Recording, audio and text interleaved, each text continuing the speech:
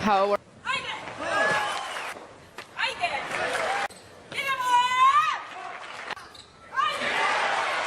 Սերբական հանրահայտ այս արտահայտությունն այլևս չի լսվի աշխարհի կորտերում։ Աննա Իվանովիչը որոշեց ավարտել կարիերան ընդամենը 29 տարեկանում։ Լուրն ամենաշատը տխրեցրեց մոլորակի արական սեռին, սակայն բացի գեղեցկությունից ու հմայքից, Իվանովիչը թենիսում թողեց նաև սպորտային հետք։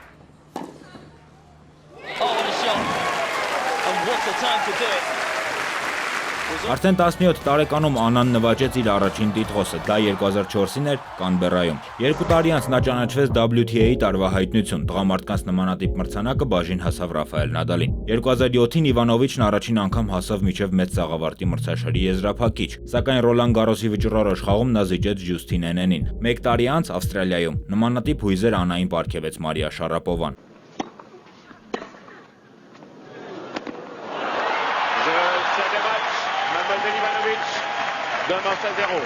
Բայց նույն տարում գրանցվեց նաև առաջին խոշոր հաջողությունը Փարիզում եզրափակիչ խաղի փորձ ունեցող Իվանովիչը պարտության մատնեց Դինարա Սաֆինային եւ Մոնիկա Սելեշից հետո դարձավ կանանց թենիսում մեծ ծաղավարտի տիտղոս նվաճած Սերբիայի առաջին ներկայացուցիչը։ Այդ տարվա արդյունքում Աննան գլխավորեց համաշխարհային դասակարգման աղյուսակը։